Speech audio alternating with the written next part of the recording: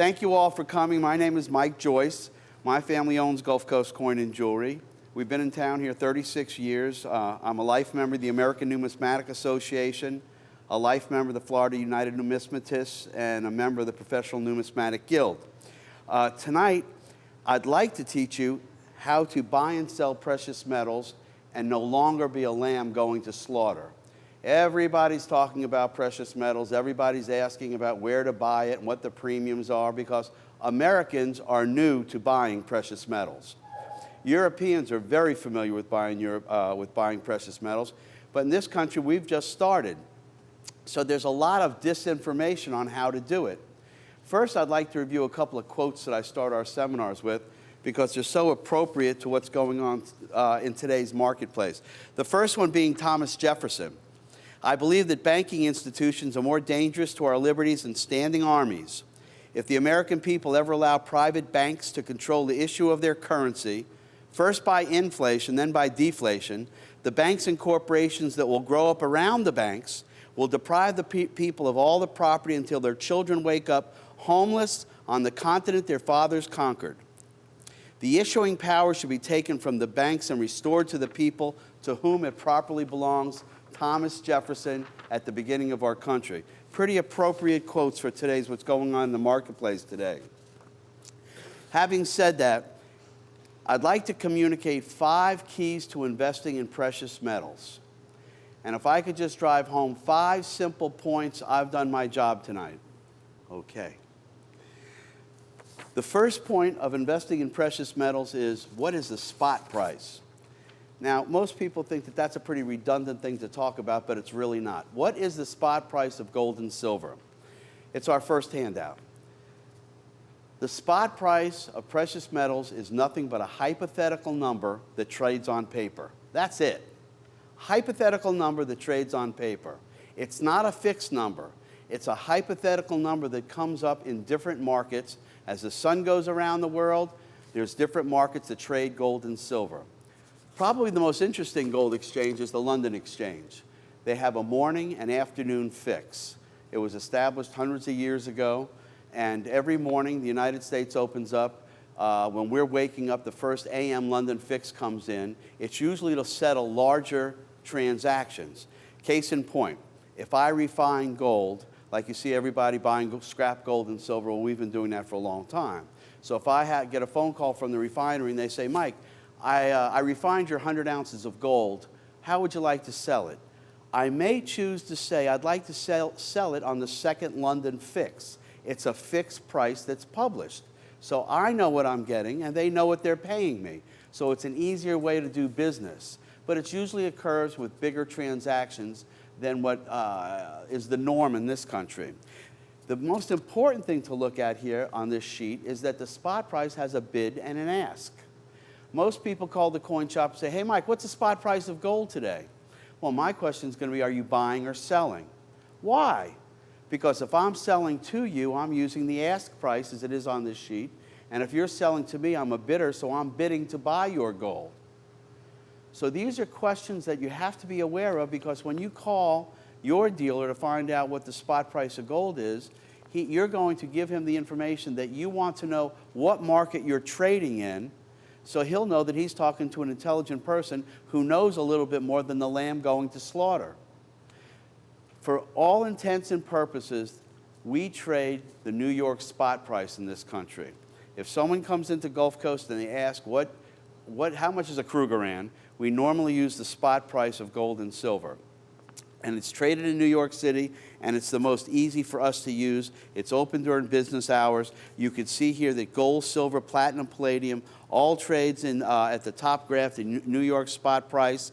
The second graph is the London spot price. The third graph is Asia and Europe. There's markets all over the world. As the sun goes around the world, they open and close, and people trade in those markets. So just be aware of what market are you being quoted in. Great point is, every day there's a little disparity on what the spot is with people on the phone. Mike, you're wrong. Gold, you're telling me gold is 1,400. I'm looking at MSNBC and it's 1,415. They may be using the futures market. there's also a futures market in this country where we could trade precious metals, corn, hog bellies a year out. So that's another way that you could be taken advantage of. If someone's quoting you the spot price of gold and they're using 6 months in advance that's higher, that's not good for you. It's not going to work. You need the spot price, and primarily the New York spot price. I sit in front of 4 screens all day long, so I monitor all of them. And the other day we had a situation where I called up and I executed a trade for 100 ounces of gold, and the spot was different from the company I was selling it to what's in front of my screen. They, could have more up-to-the-minute machines than I have. They can be using their own spot. They could be discounting spot. So it's a topic that you have to be aware of that's a variable, normally not being a large variable, but still, the first question is what's the spot and what spot are you using, because that communicates that you have a little bit of knowledge as to what you want to do. The second aspect of, or the second key to investing in precious metals is called the premium. It's the most important of any aspect of investing in precious metals. I'm going to be saying it throughout the seminar, and it's the most important term to become acquainted with, premium. You can't buy anything retail, sell it wholesale, and make money. You can't pay too much, then sell it back and try to make money. Every product has a different premium. Whether it be silver, gold, palladium, or platinum, it has a different premium. This sheet here has all the most popularly traded products. You've all got it with the gold coin on top? And what I'm going to do is I'm going to go through the most popularly traded precious metals products. I'm going to start with gold, and we're going to go through each one, and I'm going to give you the good, the bad, and the ugly on each coin. And if you have any questions I'm going through, please ask them, and we'll go through each one.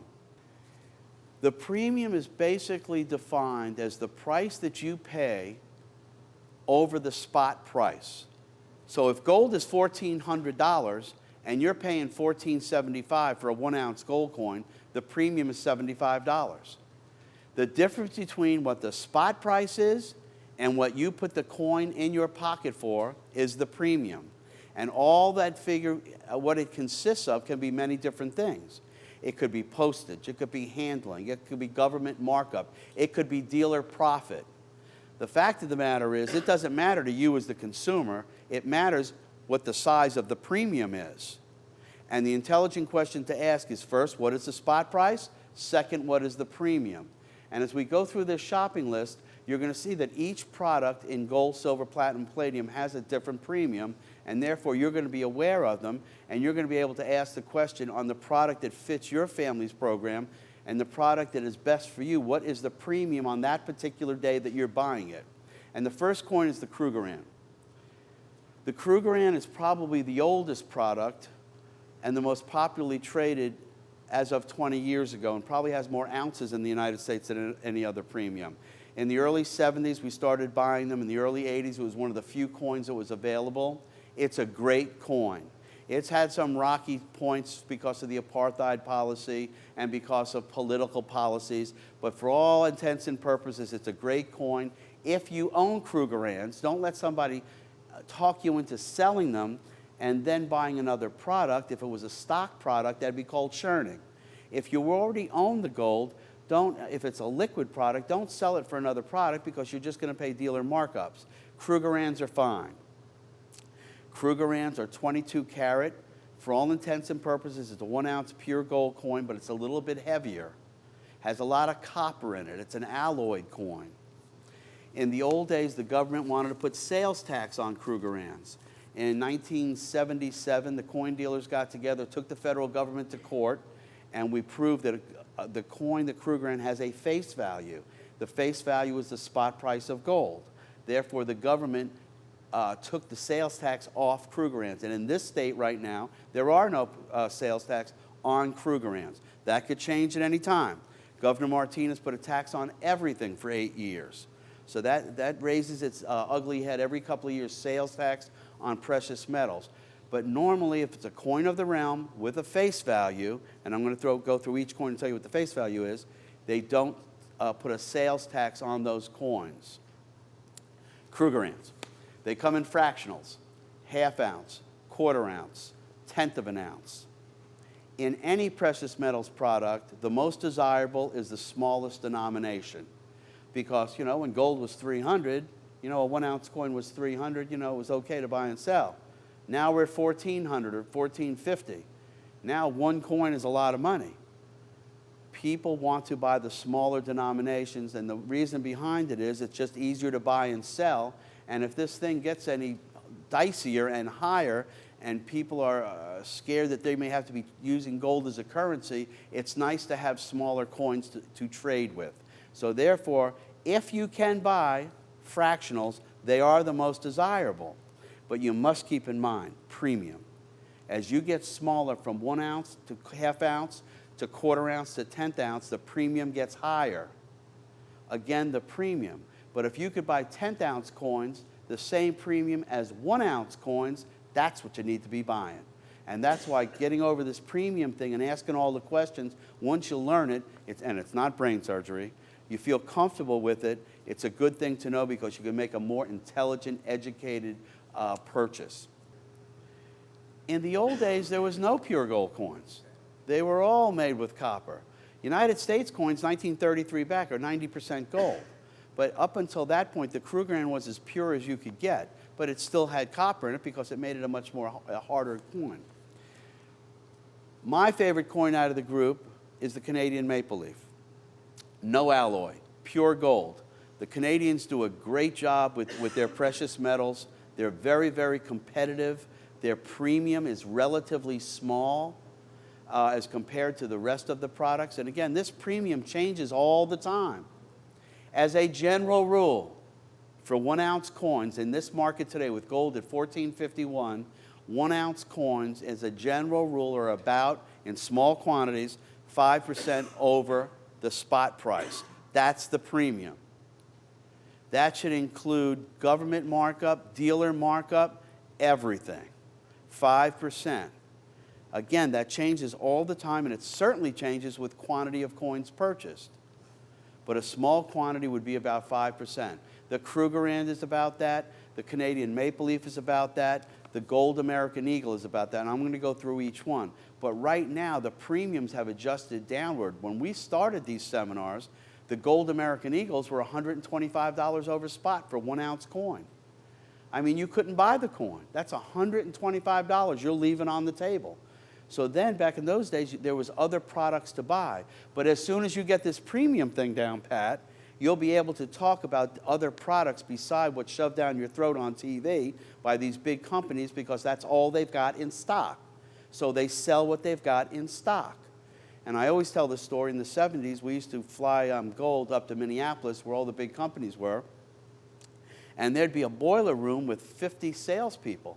There'd be one guy at the front of the room who would know what coins were worth, and he'd give each salesperson a printout to what he's supposed to tell the unsuspecting public as to what they should be buying. That still occurs. But if you know what these things are and you know what the premium is, you won't pay too much because you can call 10 different companies on 10 different watts lines and get the prices and find out who you want to spend your hard-earned money with. So it's a good thing to conquer. Maple leafs, pure gold, low premium, half ounce, quarter ounce, tenth of an ounce. Even the fractionals have come down. They're good buys right now. They're very liquid. They're easy to get. At times, some coins have been hard to get. The Canadians have done a great job of continuously making coins throughout the biggest gold rush in history. They've been coming through with good product. So it's a good coin to buy. By far and away, the most popular of all of them at this point in time, particularly in this country, is the gold American Eagle. The reason it's the most popular is because it's the most advertised. Again, Americans are new to gold purchasing. So when you're new to something, you buy the most advertised product, whether it's a cola or whether it's a gold coin. So this is the Coca-Cola of gold coins. Everybody buys them. They're very liquid. They have more of a premium to them than some of the other coins because the government tends to charge more money for them, but more people buy them. For my money, I choose a maple leaf because I go for the lowest premium item. And I think after a while, when you make your first couple of purchases, you will too. But again, Don't be scared to buy gold American Eagles. They're great coins, and everybody's buying and selling them. So if you want something that's very liquid, this is a good coin to buy. How pure are they? 22 karat, the same as a Krugerrand. It's an alloyed coin. The term here about being alloyed coins is this. Whether it be China, India, Japan, these countries that we used to not consider in our everyday thinking, we should start doing that. These are the people that have a lot of money. They only deal in pure gold. They don't deal in alloyed gold. They used to, but they've changed their mode. I know we do a lot of business with the people from India. They won't buy anything but pure gold coins. I want to buy coins that 10 years down the road are going to be in vogue. I don't want to buy coins that were in vogue 10 years before because it's just not the popular way to go. It's not the smart thing to do. At the end of the day, it's all 1 ounce of pure gold. So if you know what the premium is and you're getting a good product, that's okay. But, you know, and the proof is in the pudding. As of last month, the United States is now printing the 1 ounce gold buffaloes. They're pure gold. The government has finally gotten enough pressure where the United States is now producing 1 ounce gold buffaloes. They're beautiful, they're pure gold, but again, the government doesn't make enough of them to bring the premium down to be competitive with a maple leaf. So they're a little bit more money. Are they still liquid? Yes. Do a lot of people buy them? Absolutely. You know, 1%, 2% doesn't matter to most people. But, you know, 1% and 2% at the end of the day, it kind of adds up. These are decisions you have to make. As long as you know the good, the bad, and the ugly, you can make the right choice. As long as you know the premium you're paying, you make the right choice, whatever the product is. Gold American Eagles, they're great. And I'm going to go over this after I'm finished with the gold coins, how all these coins pertain to your IRA account. Because there's good, bad with IRA accounts too. And a lot of people are putting gold into their IRA accounts. The next coin that is popularly traded is Chinese panda. The Chinese probably do the best job of anybody for the last 25 years of tooling coins, of making collectible coins that are basically bullion coins. They make a different coin every year. We make the same coin every year. The Chinese line up in big metropolitan cities to collect that year's coins. So the premium is kept up on it because A, it's a collectible, B, it's beautiful in jewelry, and C, it's in vogue. Do I recommend buying brand new Chinese coins? No. The premium is too big. Whether it be an importation fee, a political problem, whatever it is, you can't buy anything retail, sell it wholesale, and make money. But is it a good coin? Absolutely. If you walk into a coin shop and this guy has 25 1-ounce pandas, they're pure gold, they're beautiful, and he wants to sell them at 2% over spot, I'd be all over that deal. Again, the premium. And again, at the end of the day, it's all gold. It's just on what you have to pay for it and what you feel comfortable with. Some people refuse to buy anything but American coins. I'm good with that. That's fine. But we all have our own little choices, and some people like to start collecting them. One coin from each country, one coin from each year. You know, everybody has different motivations, but you just know the premium, and you can't pay too much. The pandas come in fractionals, and that's another thing that keeps the premium high for pandas, the jewelry business. Those little pandas go great in jewelry, and people buy them like crazy. So they're in demand all the time. It protects you from any loss of premium. So the panda is a good coin to buy. Now, as the biggest gold boom in history has occurred, there are new players. The Australians are really doing a great job. They're making all kinds of different new gold coins, all kinds of new products, and they're very, very competitive. They're so new, they're not really on this sheet. But if you go into the coin shops or you read the papers, you'll see that they're making kangaroos. They're making all kinds of different coins that are very competitive. They're pure gold. They're packaged beautifully. And if the premium is low enough, you buy them. They're great. And every time we've gone to buy them, the premium's been very, very competitive. So don't be afraid of Australian products. Swiss products, the Philharmonics, they're on TV all the time, and they're being imported from Austria. They're great coins, probably the most beautiful coin in the world, with all the string instruments on each coin. So again, if you got turned on by the gold bug and you wanted to collect coins and you knew what the premium was, You could buy a coin from each country as long as the premium wasn't too much and have a little fun with it. They're all fractionals. As long as the premium is okay, they're all good to buy. I tell everyone to try to stay within the mainstream of gold coins. Once you start buying coins that are not popularly traded, at times you have trouble selling them. So it's not a great investment for you. So I would stay with, there's probably 10, 15 coins that every coin shop or every major coin shop would deal in, and they'd be very happy to buy back from you. And that's one of the keys to investing that I'll get to in a little while. But keep in mind, every time you buy something, the minute you walk out of that coin shop, you're a seller. And anybody who tells me otherwise just is not an investor as far as I'm concerned. I don't like hearing that I'm going to hold on to it for the rest of my life. Those days are over. Buying GM at $10 a share and waiting for you to be 80 years old to retire, all that stuff's over. I'm a seller before I bought it.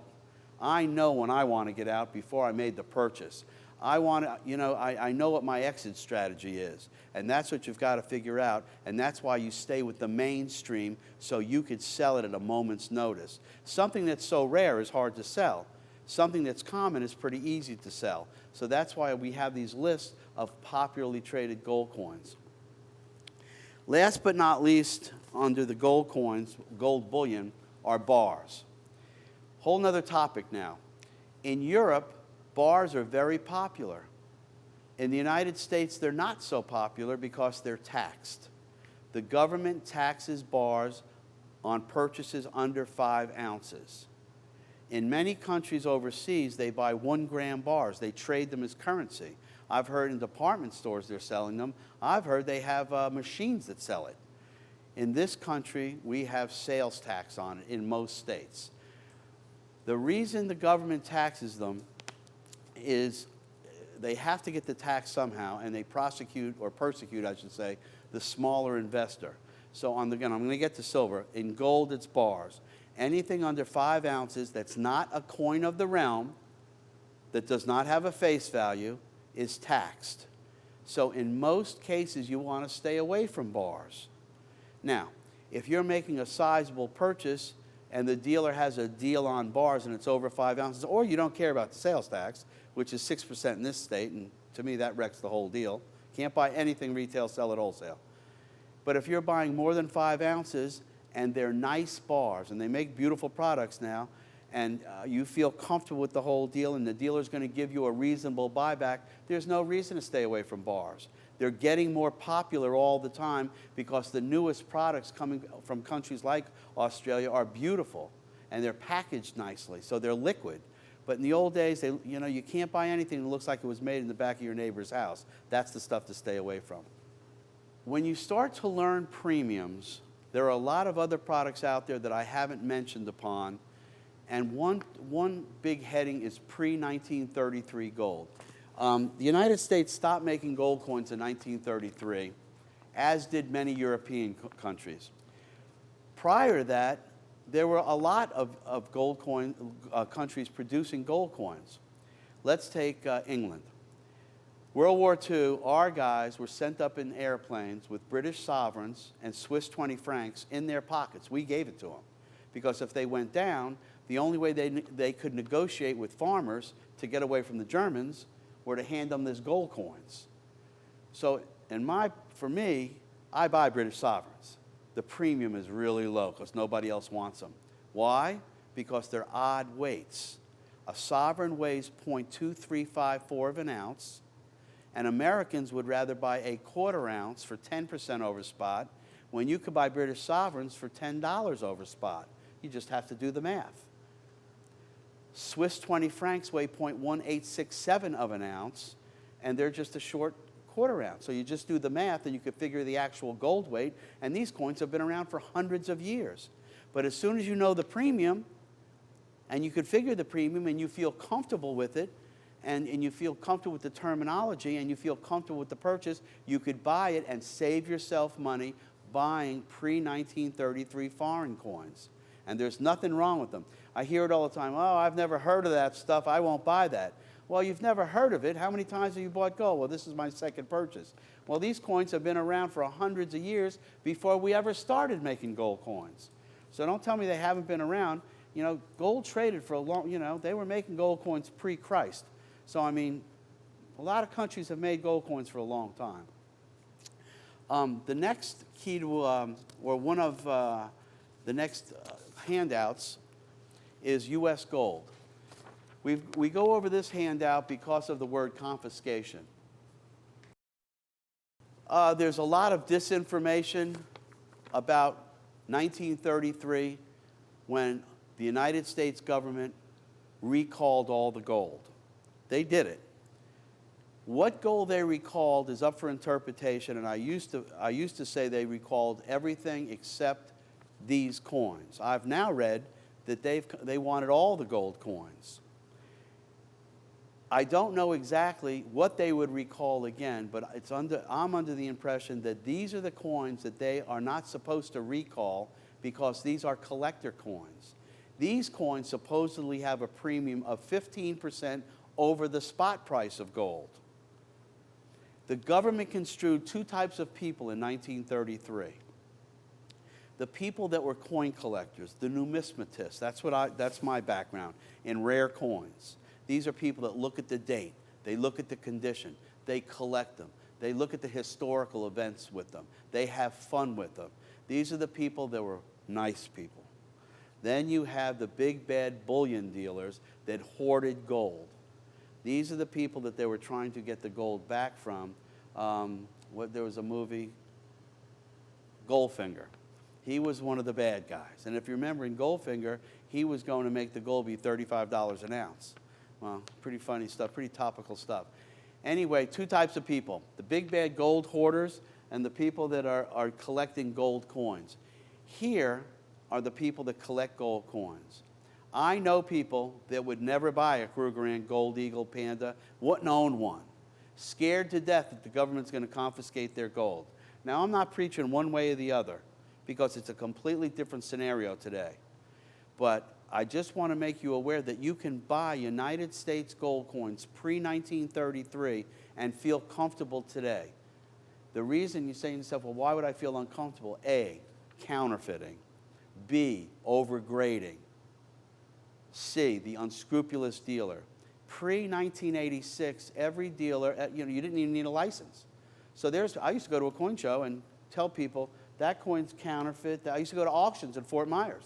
Tell the guy every coin here is counterfeit, and they'd go crazy because they never took a class to learn the difference. They just became coin dealers. Well, there's more to it than that. And now they have certification services to protect the consumer and protect the customer from unscrupulous coin dealers, that they grade the coin. They guarantee it as to grade and authenticity. So it protects you in every shape, manner, and form. Now you could have a computer-generated graph. It tells you what the bid is and what the ask is. So if you look at $20 gold pieces in MS61, down at the bottom here, at $14.95, that's $100 over the spot price of gold. You could buy an uncirculated, certified $20 gold piece made before 1933. If you get a 1933, that'd be a good deal because they're like $5 million. But before 1933, and pay $100 over the spot price of gold. A bullion coin that was made last month is probably $65 over, so you can see what kind of deal that is. They stopped making these coins a long time ago. So a lot of people will swear and put their hard-earned money into it because they're not making any more of this stuff. There's a finite number, and that's all they're going to buy. But until you get acclimated and feeling good about premiums and who you're doing business with and what's going on, it's a little bit harder to buy this stuff, and I don't recommend it as first purchases. But I do recommend it over a period of time if you want to augment what you've already bought. And it takes a lot of questions, but I just wanted to show you this because it comes up quite a bit when the confiscation word comes up. And I'm going to go over websites at the end of the seminar, because people like to talk about the confiscation because it is kind of topical, but there's websites that talk about it all the time.